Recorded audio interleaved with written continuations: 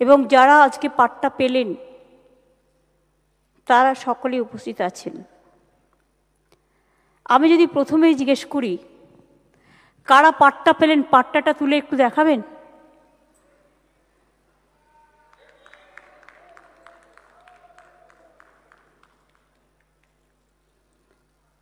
এগুলো সব আপনাদের নিজস্ব জমির অধিকার।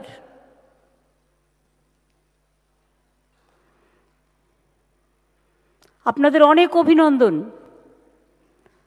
অনেক দিন পেরিয়ে এসে জীবনে অনেক সংগ্রাম, অনেক কঠিন পরিস্থিতি পেরিয়ে এসে আজকে নিজে বাঁচার, নিজের ঠিকানা যে পেলেন খুঁজে, এটার জন্য আপনাদের, আপনাদের পরিবারবর্গ সকলকে অভিনন্দন। আমরা প্রায় 261 উদ্বাস্তু কলোনিকে স্বীকৃতি দিয়েছি। পশ্চিমবাংলায় আমরা একটা সিদ্ধান্তই নিয়েছি, রাজ্য সরকারের যত কলোনি আছে প্রত্যেকটা আইনত আমরা স্বীকৃতি করে দিয়েছি। পাট্টাটা সময় সময় পেয়ে যাবে, আইনত স্বীকৃত হয়ে গেছে। তাদের কোনোদিন তাদের আর ওখান থেকে উচ্ছেদ করা যাবে না।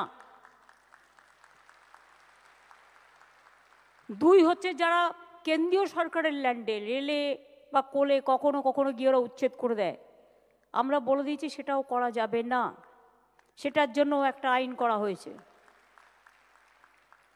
তৃতীয়ত কিছু প্রাইভেট ল্যান্ড আছে, অনেক দিন ধরে উদ্বাস্তুরা যেখানে বসে আছেন তাদের উচ্ছেদ করা যাবে না, তাদের ল্যান্ডগুলো গভর্নমেন্ট উদ্বাস্তুদের দেবেন, তার জন্য আইন করা হয়েছে।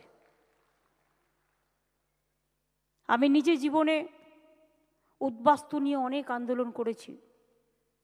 আমি যখন যাদবপুরের এমপি হয়েছিলাম, যাদবপুরের মানুষ আমাকে ওখানকার সাংসদ হিসেবে একটাই রিকোয়েস্ট করেছিলেন, দিদি আপনি ভোটে জিতলে আমাদের ফ্রি হোল্ড রাইটসটা করে দেবেন।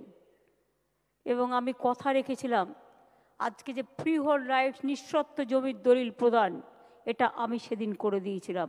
মনে রাখবেন, পার্লামেন্ট থেকে আইনটাকে সংশোধন করে। এবং ইতিমধ্যেই বাংলায় আমরা 261টি উদ্বাস্তু কলোনিকে আইনত স্বীকৃতি দিয়েছি। এখানকার অধিবাসীদের ফ্রি হোল্ড টাইটেল দেওয়া হয়েছে, ডিড। এর ফলে 52,000-এর বেশি মানুষ উপকৃত হয়েছেন। গত 3 বছরেই আমরা 27,000-এর বেশি পাট্টা বিলি করেছি। কোনো কলোনি বাদ যাবে না এবং কোনো উদ্বাস্তু নিজের নিঃশর্ত জমির দলিল পাওয়া থেকে বাদ যাবে না। এর মধ্যে মতুয়ারাও থাকবেন, তাদের নিয়েও অনেকে অনেক রাজনীতি করেছেন। মতুয়ারাও জমির পাট্টা পাবেন, কাউকে উচ্ছেদ করতে আমরা দেব না।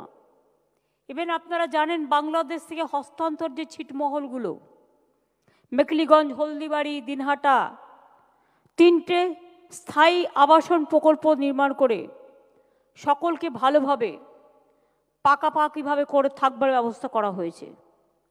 মেদিনীপুরেও আপনারা জানেন যে মেদিনীপুর এলাকায় খাসমহল বলে একটা জায়গা আছে, টাউনের কাছে, খড়গপুর মেদিনীপুর মিলিয়ে 5টি মৌজায় জমির সেটেলমেন্ট করা হয়েছে।